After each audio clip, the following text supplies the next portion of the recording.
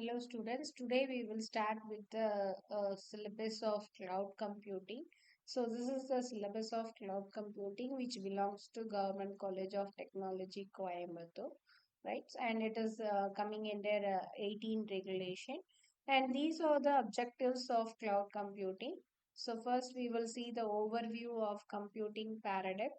And second we will start with cloud computing architecture and its service model, and next, it depends on the virtualization concept, how virtualization is working on cloud computing.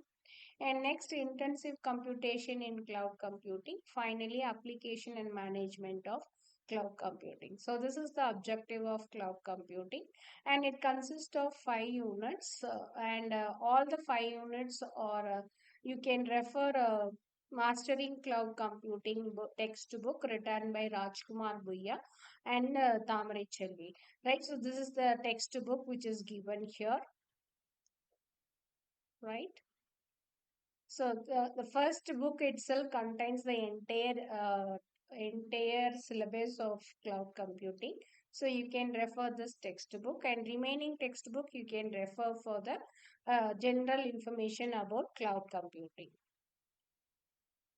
So first we will start with the unit 1, which is the introduction of cloud computing. So it consists of introduction, principles of parallel and distributed computing, errors of computing, parallel versus distributed computing, hardware architecture of parallel processing. Likewise, it goes off. So these are the first 5 topics we are going to cover in this class. So first we will start with the introduction part. So actually, speaking, we know in our homes and all we will use computer utilities, and these utilities are available as, for example, electricity, as well as if you want to use water supply is a utility, right? So these are home-based utilities. We will have EB, electricity, and water, gas, right?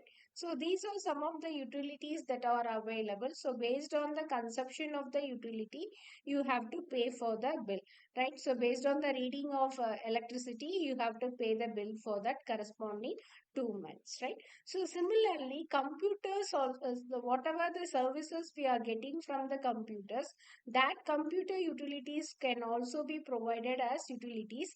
So that utility is coming under cloud environment, right? So we can provide several types of services as utilities, and whatever services you are utilizing, based on the services, you have to pay for it, right? So we will start with the vision of it. So first, cloud computing is an utility service. So whatever service you need based on the computing, you can use this utilities. And next is vision. If you see the vision of cloud computing, it consists of collection of utilities.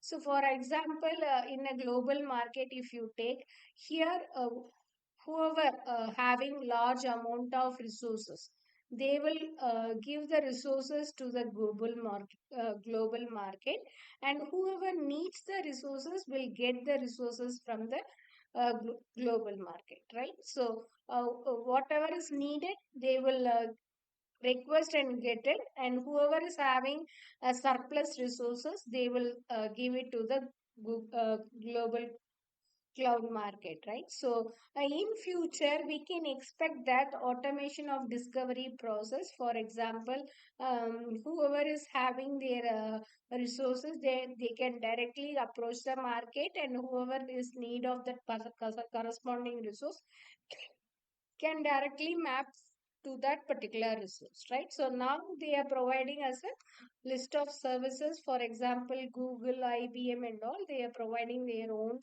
services, and whichever services is required, you have to manually check it and you have to use it.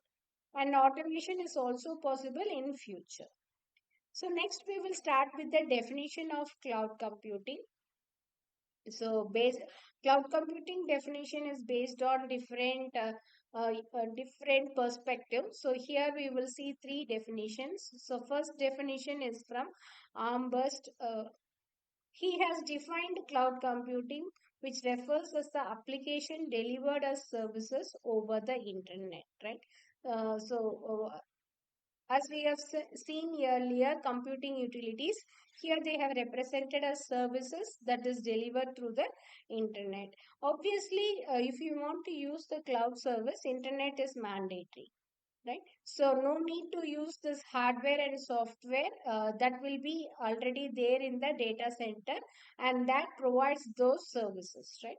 So only the user will see this particular part, services over the internet, and user will gain will use that particular service, and whenever it is needed, so when it is needed and wherever it is needed, and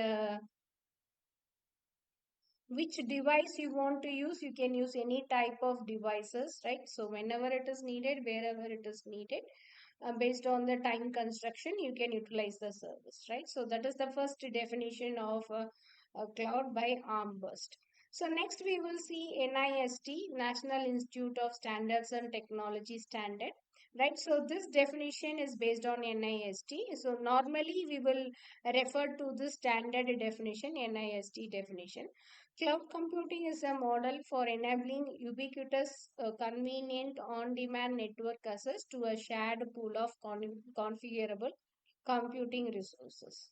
So, as I said earlier, we know that in a global cloud market, whoever is having the resource, they will share the resource with the market, right? So, similarly here we will have pool of configurable computing resources. So on demand, these resources will be serviced to the users through network access, right? So that is what a ubiquitous, convenient, on demand network access. So some of the services, resources that are available are given here: network, server, storage, application and services.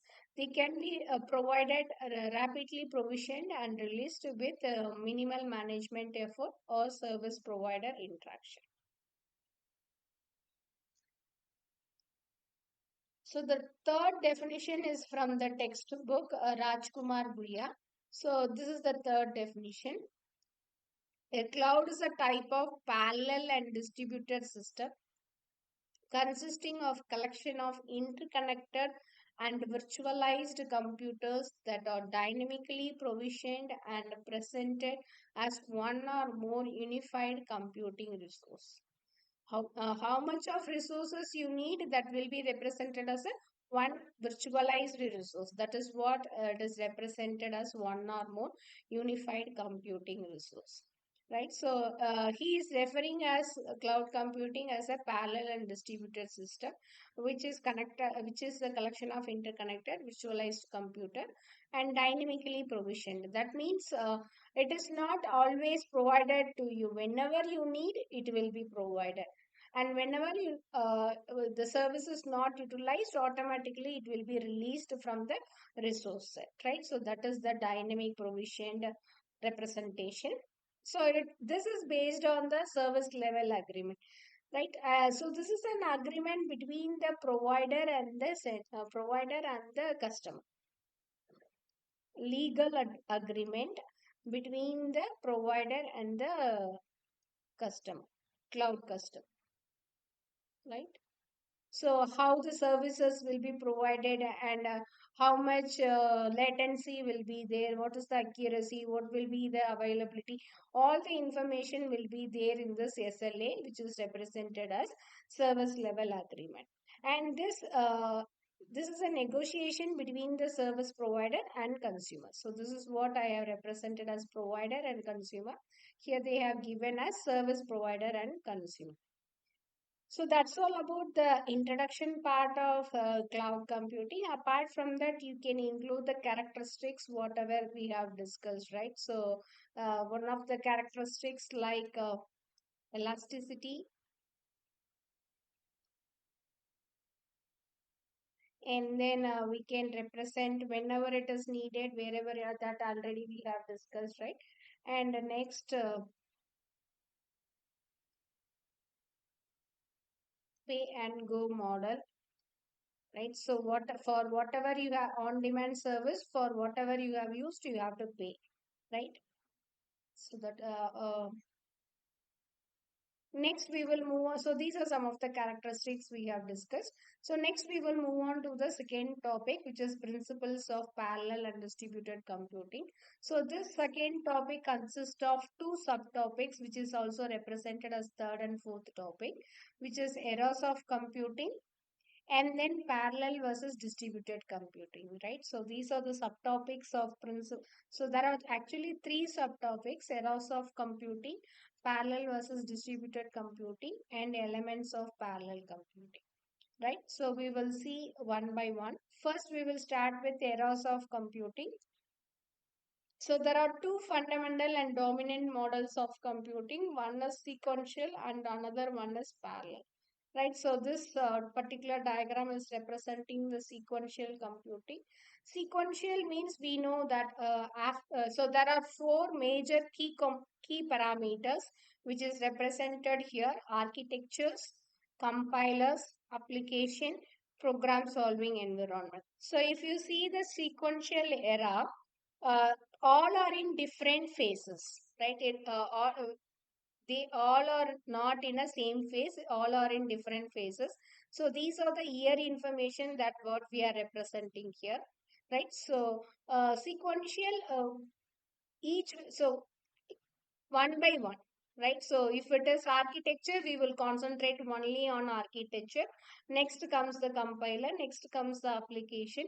Similarly, next comes the problem solving environment, right? So we will represent the sequential era one by one. But in the parallel era, if you see, the key components are given as a stretch. The development of all the key four components, key components that is represented as architecture, compiler, and application problems, all are developed all together, right? So that is what parallel era, and here the development will be parallel, right? So all the four is developed parallel. So these are the two major eras of computing: sequential era and parallel era.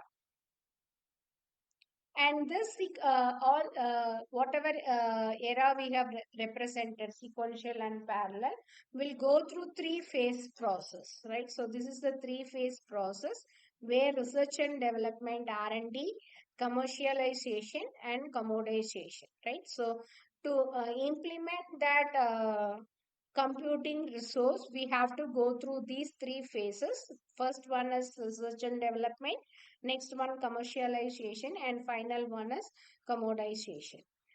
That's all about the second and third topic. Next we will represent the fourth topic: parallel versus distributed computing. So the difference between parallel computing and distributed computing. So first, parallel computing. If it is a parallel computing, it will be a single computer which consists of multiple processors, right? So many number of processor will be there, but it is a single computer, right? So that is what represented as parallel computing. It is a model where computation is divided among several processors sharing the same memory. Since it is a single computer, the memory will be same, but it will consist of several processes. So the architecture of parallel computing system is often categorized by homogeneity of components. So the meaning of homogeneity of components refers each process is of same type, and it has the same capability of others, right? So that is what homogeneity. So if you take process one, whatever the properties of the process in speed, if it consists of um, what speed we are specifying, same speed will be there for the process too, right? So that is what the homogeneity of components, and same brand we will use for the process, right? So that is what represented here. So here the parallel system definition is given, that is a cluster whose node are connected through the network and configured with a distributed shared memory system can be considered as parallel system. So next we will see about distributed computing. So distributed computing, we will have different computers at different places, which will have their own process P1, P2, P3, right? And it will have its local memory to execute that process, right? So that is what represented here in this definition. The term distributed computing encompasses any architecture or system that allows the computation to be broken down into units and executed concurrently on different computing elements, right? So we are representing it as it is executing concurrently using IPC, interprocess communication, right? So that is what concurrent execution, but it is a different one, right? So different computing elements where these whether these are processor of different nodes, processor on the same computer, or cores with the same processor, right? So it can be of any one of these three kinds, right? So that is what distributed computing. So according to parallel computing, which is tightly coupled, that means it is sharing the shared memory. But in distributed computing, it is loosely coupled because each and every node is having its own local memory as well as shared. So next subtopic of principles of parallel and distributed system is element of parallel computing. So processing of multiple tasks simultaneously on multiple processor is called parallel processing, right? So this is what we are representing as elements of parallel computing. So next we will start with hardware architecture of parallel processing.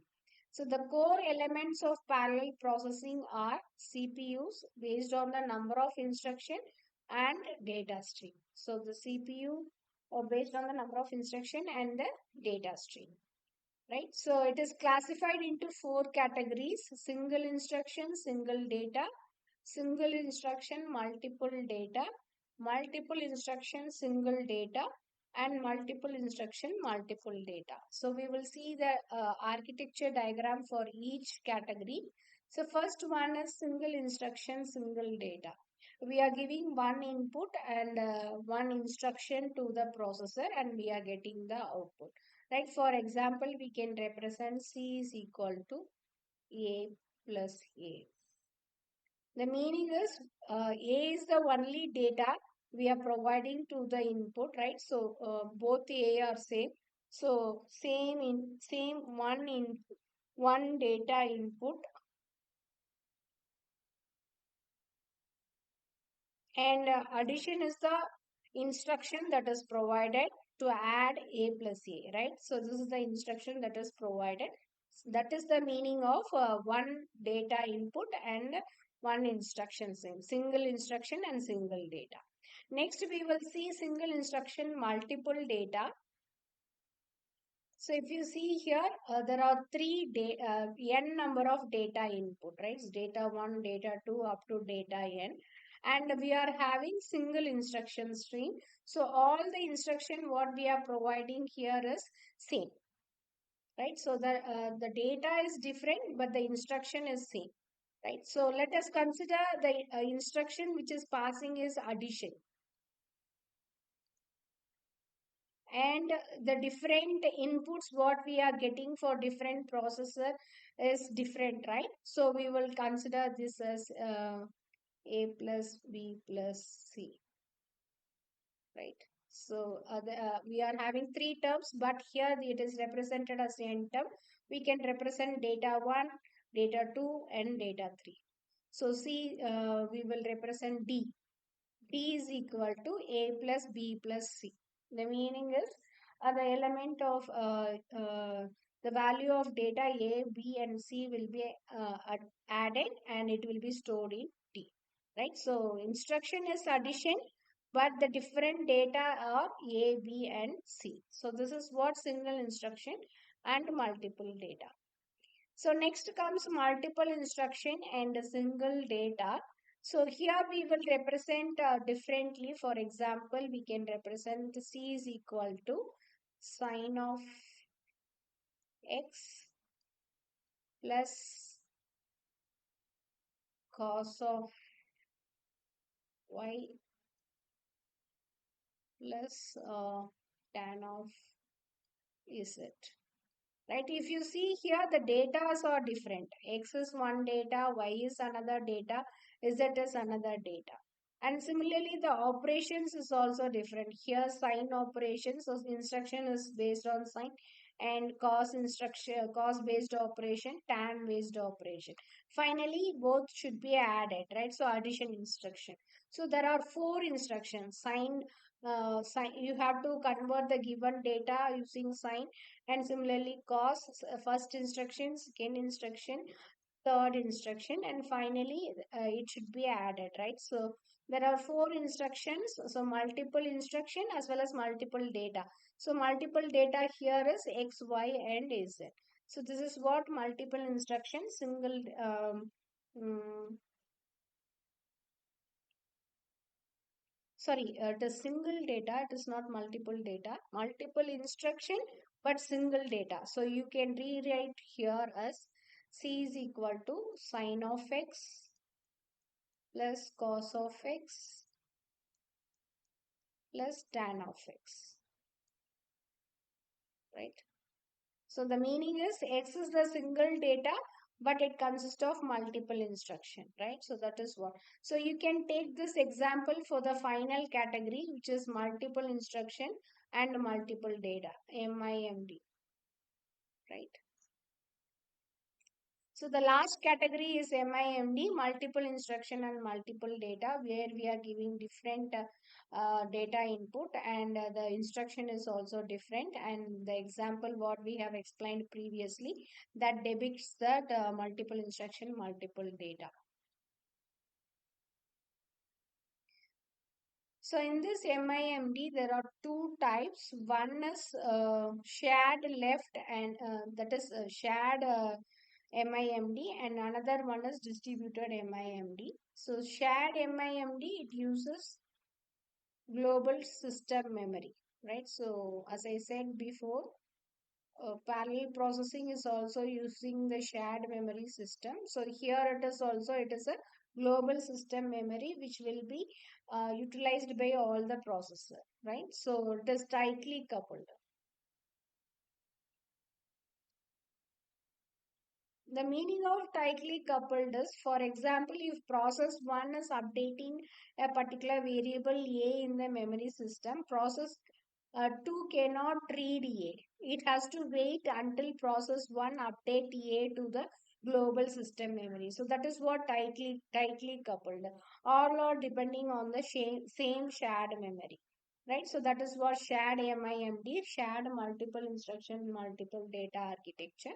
Next comes distributed MIMD architecture, right? So as here we will see, can you able to see here, each and every node is having its local memory, right? Each and every node is having local memory, and they are interconnected using inter-process communication channel through which they will communicate between the processor, right? So that is what distributed MIMD architecture.